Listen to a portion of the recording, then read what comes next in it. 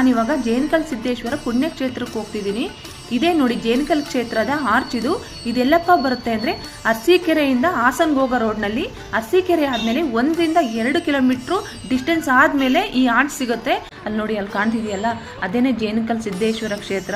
ಸೋಮವಾರ ಮತ್ತು ಹುಣ್ಣಿಮೆ ದಿನಗಳಲ್ಲಿ ಇಲ್ಲಿ ವಿಶೇಷವಾಗಿ ಪೂಜೆ ನಡೆಯುತ್ತೆ.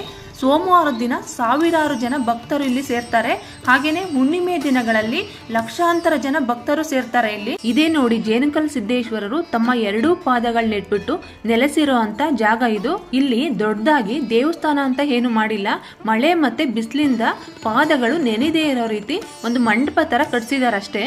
ಇಲ್ಲಿ ನೋಡಿ, ತುಂಬಾ ಹೂವಿನ ರಾಶಿ ಇಟ್ಬಿಟ್ಟು ಪೂಜೆ ಮಾಡ್ತಿದಾರಲ್ವಾ, ಇದೇನೆ ಜೇನಕಲ್ ಸಿದ್ದೇಶ್ವರರ ಬಲಪಾದ ಮತ್ತೆ ಎಡಪಾದ. ಇಲ್ಲಿ ನೋಡಿ, ಒಂದು ಜೇನು ಗೂಡು ಕೂಡ ಕಾಣ್ತಿದೆ.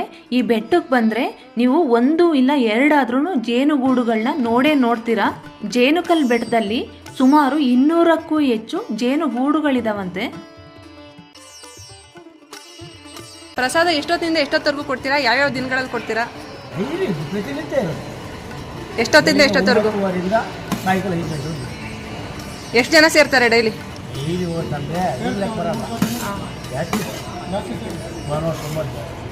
ಪೌರ್ಣಮಿನಲ್ಲೆಲ್ಲ ಎಷ್ಟು ಜನ ಇರ್ತಾರೆ?